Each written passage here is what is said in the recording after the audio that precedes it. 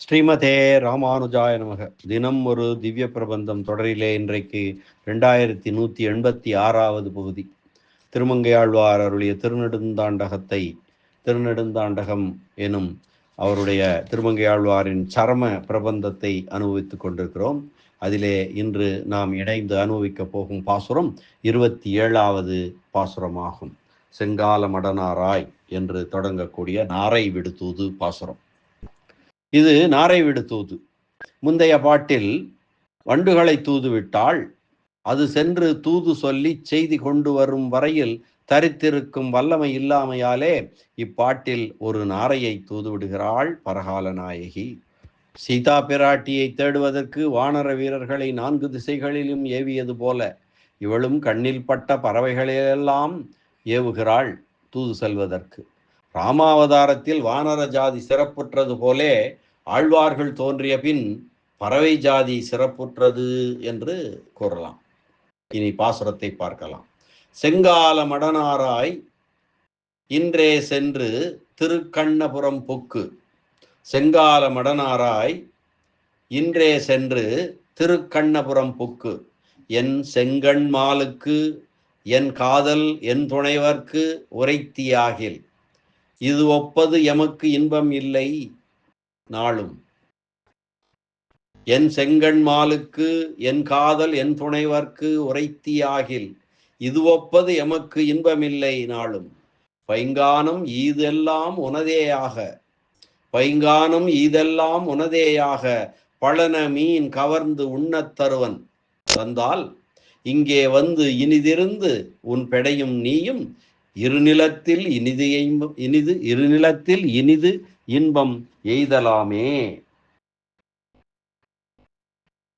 செங்கால மடனாராய் இன்றே சென்று திருக்கண்ணபுரம் புக்கு. என் செங்கண் மாலுக்கு என் காதல் என் துணைவர்க்கு உரைத்தியாகில் இது ஒப்பது எமக்கு இன்பமில்லை நாளும். பைங்கானம் ஈதெல்லாம் உனதேயாக பழன மீன் கவர்ந்து உண்ணத் தருவன் தந்தால் இங்கே வந்து இனிதிருந்து உன் பெடையும் நீயும் ஒரு நிலத்தில் இனிதின்பம் எய்தலாமே என்கிறாள் பரகால நாயகி நாரையிடம். இனி இந்த பாசுரத்திற்கான பதபதார்த்தம் பதவுரை பார்க்கலாம். செங்கால மடனாராய் சிவந்த கால்களை உடைய அழகிய நாரை பறவையே, இன்றே சென்று திருக்கண்ணபுரம் புக்கு. இன்றே புறப்பட்டு போய் திருக்கண்ணபுரத்தில் புகுந்து என் செங்கண் மாலுக்கு செந்தாமரை கண்ணராய் என் மீது காதல் கொண்டவரும் என் காதல் என் துணைவர்க்கு என் மீது காதல் கொண்டவரும் எனக்கு துணைவருமான சபரி பெருமாளிடம் எனது விருப்பத்தை உரைத்தியாகில் சொல்வாயானால் எமக்கு அவரை பிரிந்து வருந்தி இருக்கும் எமக்கு இது ஒப்பதோர் இன்பம் இல்லை, இது போன்ற ஆனந்தம் வேறொன்றும் இல்லை. இதற்காக உனக்கு நான் செய்யக்கூடிய கைமாறு யாது எனில் நாளும் நீ உள்ள காலமெல்லாம் பைங்கானம் ஈதெல்லாம் இந்த சோலைப்பரப்பு முழுவதும் உனதேயாக உனக்கே உரியதாகச் செய்து பழன மீன் கவர்ந்து உண்ணத் தருவன். நீர்நிலைகளில் உள்ள மீன்களை நீ கொத்தி உண்ணும்படியாக கொடுப்பேன் தந்தால் அப்படி நான் தந்தபின் இங்கே வந்து இனிதிருந்து நீயும் உன் பெடையும் இவ்விடத்தே வந்து நீயும் உனது மனைவியும் மகிழ்ச்சியுடன் இருந்து இருநிலத்தில் இனிது இன்பம் எய்தலாமே. இப்பெரிய பூமியில் பேரானந்தத்தை அடைந்து வாழலாம். இனி இந்த பாசுரத்திற்கான பொருள் பார்க்கலாம். தலைவனிடமிருந்து பதில் கொண்டு வரும் அளவும் வண்டுகளை தூதனுப்பிய தலைவி தலைவனிடமிருந்து பதில் கொண்டு வரவளவும் தரிக்க மாட்டாதவளாய் தலைவி நாரையை தூதாக விடுகிறாள். சிவந்த கால்களை உடைய அழகிய நாரை பறவையே, நீ இன்றைக்கே புறப்பட்டு சென்று திருக்கண்ணபுரத்தில் புகுந்து செந்தாமரை கண்ணராய் என் மீது காதல் கொண்டவரும் எனக்கு துணைவருமான சௌரி பெருமாளிடம் எனது விருப்பத்தை சொல்வாயாக. அப்படி நீ சொன்னால் அவரை பிரிந்து வருந்தி இருக்கும் எமக்கு இது போன்ற ஆனந்தம் வேறொன்றும் இல்லை. இதற்காக நான் உனக்கு செய்யக்கூடிய கைமாறு என்ன எனில், நீ உள்ள காலமெல்லாம் இந்த சோலை பரப்பு முழுவதும் உனக்கே உரியதாகும்படி செய்து வயல்களில் உள்ள மீன்களை நீ கொத்தி உண்ணும்படியாக கொடுப்பேன். அப்படி நான் தந்தபின் உன் பெண் பறவையும் நீயும் உன் பேடையும் நீயும் இவ்விடம் வந்து மகிழ்வுடன் இருந்து இந்த பெரிய பூமியில் பேரானந்தத்தை அடைந்து வாழலாம். திருக்கண்ணபுரம் புக்கு முனிவர்களும் மற்ற ஆழ்வார்களும் போலல்லாமல் இவருக்கு அந்த ஊரில் மிகுந்த ஏற்றம் உண்டு. அனந்தாழ்வானும் சோமாசி ஆண்டானும் எம்பெருமானுடைய சீடர்களே ஆயினும் அனந்தாழ்வானுக்கு திருமலை பெருமானிடம் ஈடுபாடு மிகுதி, சோமாசி ஆண்டானுக்கு உடையவரிடம் ஈடுபாடு அதிகம், பட்டருக்கு பராசர பட்டருக்கு அழகிய மணவாளனான எம்பெருமானிடம் ஈடுபாடு அதிகம். அதுபோலே திருமங்கையாழ்வாருக்கு திருக்கண்ணபுரம் ஆகும். திருமங்கையாழ்வாருக்கு திருக்கண்ணபுரத்திலே மிக்க ஈடுபாடு என்பதை நாம் ஏற்கனவே அனுபவித்திருக்கிறோம். பெரிய திருமொழியிலே 100 பாசுரங்களை திருக்கண்ணபுரத்திற்காக அருளியிருக்கிறார். அந்த சமயத்திலே அவருக்குள்ள ஈடுபாடு, திருக்கண்ணபுரத்தில் திருமங்கையாழ்வாருக்குள்ள ஈடுபாடு பற்றி விரிவாக நாம் அனுபவித்திருக்கிறோம். அதை நினைவில் கொள்க. அடுத்து வியாக்கியான சக்கரவர்த்தி பெரியவாச்சான் பிள்ளையினுடைய உரை பார்க்கலாம். செங்கால மடனாராய் எம்பெருமானோடு கூடியிருந்த போது தன் காலை அவன் கொண்டாடுவதை பார்த்து இருந்தவளாகையாலே தூது விடும்போது தூது செல்வாருடைய மற்ற அவயவங்களை விட்டு காலை கொண்டாடுகிறாள்.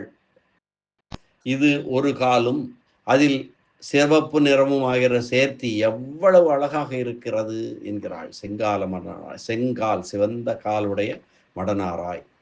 ஒரு சிவந்த காலோடு பழக்கம் இவளுக்கு உண்டு என்பது தோற்றுகிறது. அதாவது எனக்கு இனியவனான எம்பெருமானுடைய காலை போலவே சிவந்திருக்கிறது உனது காலும் என்கிறாள். மென்மை மிக்க கருமுகை பூமாலையை தலையிலே சும்மாடாக சுற்றி கொண்டால் சுமக்கும் சுமை கூட இனிதாகி விடுவது போலே தூது விடுவது கூட தேவையில்லாதபடி உன்னுடைய சிவந்த காலையே எப்போதும் பார்த்து கொண்டிருக்கலாம் போல் உள்ளது என்கிறார். எம்பெருமானுடைய கால் போலே சிவந்திருந்தது உன் கால் என்று சொன்னது கூட சரியல்ல. அவன் தன் காலை மட்டுமே தருவான். அவன் காலையும் தந்து தன்னையும் தரும் ஏற்றம் உண்டே உன் காலுக்கு. அவன் காலை நீ சென்று தூது சொல்லி மன்னிக்க வேண்டும். அவன் காலையும் எனக்கு தந்து தன்னையும் தரும் ஏற்றம் உண்டே உன் காலுக்கு. நீயும் எளிமை உடையாய் அவனையும் எளியனாக்கி தரும் சிறப்புண்டே உனக்கு என்பது கருத்து. மடனாராய் அறிவுகட்ட நாரையே. மடம் என்று இங்கு அறிவின்மையை சொல்கிறது. துதிக்க தொடங்கியவள் இப்படி தாழ்வை சொல்லலாமோ எனில் நிந்தாஸ்துதி போலே இதுவும் புகழ்வதிலே ஒரு வகைப்பட்டதாகும். நிந்தாஸ்துதி என்றால் மேலெழ பார்க்கும் போது துதிப்பது போல இருப்பதாய் உட்கொண்டு பார்த்தால் துதியாயிருப்பதல்லவோ நிந்தாஸ்துதி. அத்யந்த பக்தி யுக்தஸ்ய ந சாஸ்திரம் நைவ சக்ரமக. மிகவும் அன்புடையவன் சாஸ்திர விதியையோ உலக முறைகளையோ பார்க்க மாட்டான் என்கின்றபடியே பேடைகளோடு கூடியிருக்கும் போது அறிவழிந்து முறைகட நடந்து கொள்ளும்படி இருப்பதல்லவோ காதல் பரிமாற்றத்தில் உனக்கு உண்டான திறமை என்கிறாள். முறை தப்பாமல் பரிமாறினால் தலைவன் தலைவி என்கிற ஸ்வரூபத்தை தக்க வைத்து கொண்டதாகுமே ஒழிய காதலாகிற பெருமை இல்லாது போகும் அல்லவோ. அப்படியல்லாமல் இங்குள்ள மடம் என்ற சொல் பெண்களுக்குரிய மடப்பம் என்னும் பெருமையை காட்டுவதாய் அச்சம் நாணம் பயிர்ப்பு முதலான மற்ற ஆத்ம குணங்களுக்கும் உபலட்சணமாய் என் துன்பம் தீரும்படியான தூது செல்வதற்கு உரிய நிறைவு உனக்கு உண்டாக பெற்றேன் என்பதாகவும் எடுத்துக்கொள்ளலாம். நாராய் என்ற விழிச்சொல் அம்மே என்பது போலே இருக்கிறது. வழிப்பறிக்காரர்கள் அனைத்தையும் பறித்து கொண்ட நிலையிலே ஆறுதல் சொல்கிற தாய்முகத்திலே விழித்தாற் போலே ஆயிற்று.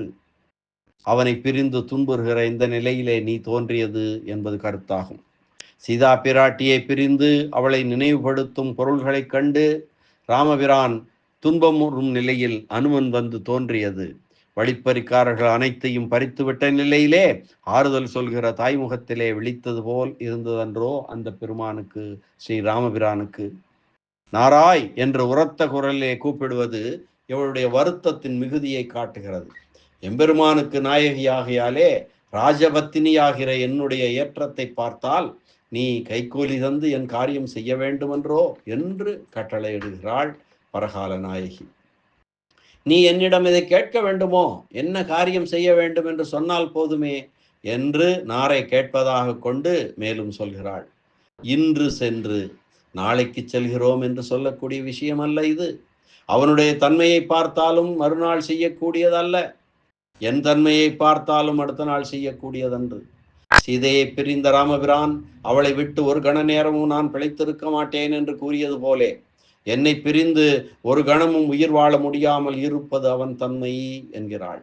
அதே போல நீரில் இருந்து மீனை பிரித்தது போல் இருப்பது என்னுடைய தன்மையாகும் என்கிறாள் பரகால நாயகி. அதனால் இன்றே சென்று திருக்கண்ணபுரம் புக்கு ரிஷிகளும் மற்ற ஆழ்வார்களும் சொல்லுவது போலே இருப்பதன்று இவர் திருக்கண்ணபுரம் என்று சொல்லும் போது இருக்கக்கூடிய ஓசை. மற்ற ஆழ்வார்களும் ரிஷிகளும் திருக்கண்ணபுரம் என்று சொல்லும் போது இருக்கக்கூடிய அந்த உள்பொருள் இவர் திருக்கண்ணபுரம் என்று சொல்லும் போது அதிகமாக இருக்கிறது. அந்த ஊரில் இவருக்கு உண்டான ஈடுபாடு அவர்களுடையதை காட்டிலும், மற்ற ஆழ்வார்களை காட்டிலும், மற்ற முனிவர்களை காட்டிலும், ரிஷிகளை காட்டிலும் மிக்கிருப்பதாகும். எம்பெருமானாருடைய சீடரான அனந்தாழ்வான் திருவேங்கடமுடையான் என்று சொன்னால் அதன் ஓசை தனிச்சிறப்புடையதாயிருக்கும். ஸ்ரீ பராசர பட்டர் அழகிய மாணவாள பெருமாள் என்று நம்பெருமாளை சொல்லும் போது அதன் ஓசை தனிச்சிறப்புற்றதாயிருக்கும். எம்பெருமானாருடைய சீடரான சோமாசி ஆண்டான் எம்பெருமானாரே சரணம் என்று சொல்லும் போது அதன் ஓசை தனிச்சிறப்புற்றதாயிருக்கும். இவர்கள் சொல்லும் திருநாமங்களை நாம் சொல்லும் போது இவர்கள் சொல்வது போல் இருக்காது. அதுபோலே திருமங்கை ஆழ்வார் திருக்கண்ணபுரம் என்று சொல்லும் போது தனிச்சிறப்புள்ளதாயிருக்கும் என்கிறார் பெரியவாச்சான் பிள்ளை. முந்தின பாட்டிலே வண்டுகளை திருவழுந்தூரிலே தூதுவிட்டு இருக்கும் போது நாரையை அங்கு தூது விடாமல் திருக்கண்ணபுரத்துக்கு தூது விடுவானேன் என்றால், வண்டை தூதுவிட்ட பின்பு திருவள்ளூரில் அவன் திருவழுந்தூரில் அவன் தரித்து நிற்க முடியாது.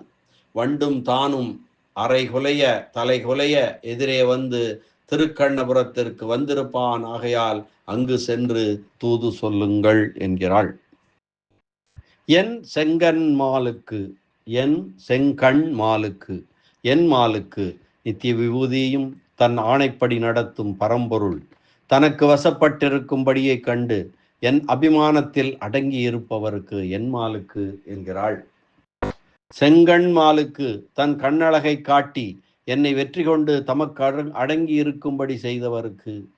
அனுமன் அசோகவனத்திலே சீதையை கண்டபோது அவரிடம் சொன்னது, ராமன் எப்போதும் தூக்கமற்றவனாகவே இருக்கிறான். ஆடவர் திலகமான அவன் தூங்கினாலும் சீதே என்ற இனிய சொல்லை உச்சரித்து கொண்டே விழித்தெழுகிறான் என்கிறபடியே என்னை பிரிகையாலே அவருக்கு உறக்கம் இல்லை. அதனால் அவருக்கு கண் கலங்கி சிவந்திருக்கும். அதுவே அவரை தெரிந்து கொள்ள உங்களுக்கு அடையாளம் என்றும் பொருள் கொள்ளலாம். மாலுக்கு என்னை போன்ற நாயகிகளிடம் பெரும் காதல் கொண்டவர்க்கு, மாலுக்கு தம்முடைய காதலை காட்டி என்னை காதல் மயக்கம் கொள்ள செய்தவர்க்கு. காதல் மயக்கம் கொண்டிருப்பது ஒன்றே தலைவிக்கு உள்ளது. தான் காதல் மயக்கம் கொள்வது, தலைவியையும் அந்த மயக்கம் கொள்ளச் செய்வது ஆகிய இரண்டும் தலைவனுக்கே அல்லவா உள்ளது. மாலாய் பிறந்த நம்பியை மாலே செய்யும் மணாளனை என்று நாச்சியார் திருமொழியிலே ஆண்டாள் நாச்சியார் சொல்லுகிறார் அல்லவா.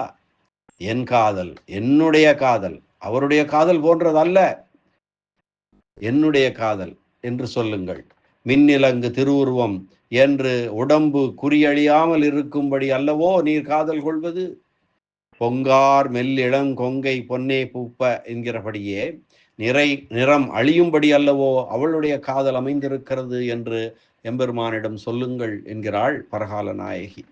என் காதல் உலகில் உள்ளவர்கள் சப்தாதி விஷயங்களில் வைக்கும் காதல் போலே அன்று என்னுடைய காதல். அது ஞானம் பிறந்தவுடனே கைவிடத்தக்கதாயிருக்கும், இது அழியாததாயிருக்கும். முக்தருடைய காதல் போன்றதன்று என்னுடைய காதல், அது இன்பத்திற்கே காரணமாகும். என்னுடைய காதல் பிரிந்து துன்புறுவதற்கே காரணமாகும். என் துணைவர்க்கு, எனக்கு விளக்க முடியாத உறவினராய் இருப்பவருக்கு, எந்த நிலையிலும் எனக்கு துணையாய் இருப்பவருக்கு சொல்லுங்கள், நான் அவரிடம் ஈடுபாடு இல்லாமல் இருந்த போதிலும் என்னை வாழும்படி செய்து பிறகு ஈடுபாட்டை உண்டாக்கி என்னோடு கலந்து பிரிந்த பின்பும் நான் உயிர் தரித்திருக்கும்படி அல்லவோ அவர் எல்லா நிலையிலும் எனக்கு துணையாயிருக்கிறார் என் துணைவர்க்கு. இதனை நான் பிரிந்து படும் பாட்டை போக்கக்கூடிய அவருக்கு சொல்லுங்கள் என்கிறாள்.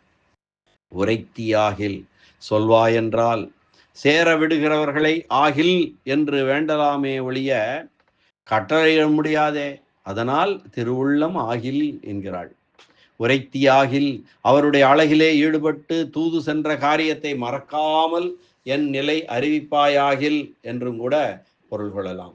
சீதா பிராட்டி அசோகவனத்தில் அனுமனிடம், புகழையுடைய ராமபிரான் உயிருடன் வாழும் என்னை மதிக்கும்படி நீ வார்த்தை சொல்ல வேண்டும், இத்தகைய வார்த்தை சொல்லி புண்ணியம் பெறுவாயாக என்று கேட்டுக்கொண்டது போல இவள் நாரையை பார்த்து வேண்டுகிறாள்.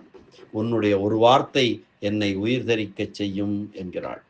இது ஒப்பது எமக்கு இன்பம் இல்லை, எனக்கு இது போன்ற இனிய உதவி வேறொன்றும் இல்லை, நீ சொல்லுவதாகிற இதற்கு மேற்பட்ட இன்பம் இல்லை. அவனோடு கலந்தால் அல்லவோ இன்பம் ஏற்படும், அறிவித்த மாத்திரத்தில் இன்பம் ஏற்படுமோ என்றால் அறிவிப்பதுதான் தாமதம், அறிந்துவிட்டால் அவன் வந்து என்னை இன்புறுத்துவது தப்பாது என்று நினைக்கையாலே சொல்கிறாள் தலைவி. நாளும் பைங்கானும் ஈது எல்லாம் உனதே ஆக பழனமீன் கவர்ந்து உண்ணத் தருவன், தந்தால் இங்கே வந்து இனிதிருந்து உன் பெடையும் நீயும் இருநிலத்தில் இனிதின்பம் எய்தலாமே. எமக்கு உதவி செய்வது மாத்திரம் போதாது, என் நன்றி உணர்வை, என் நன்றி அறிவை காட்ட நான் சமர்ப்பிக்கும் காணிக்கையும் ஏற்றுக்கொள்ள வேண்டும் என்கிறாள் நாரையை பார்த்து.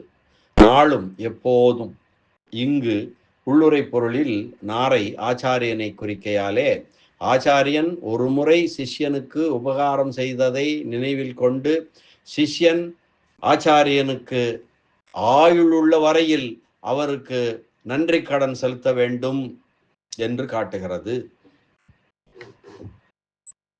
பைங்கானம் ஈதெல்லாம் தன்னுடைய நிலமாக தான் நினைத்திருப்பது அனைத்தையும் கொடுப்பதாக கூறுகிறாள்.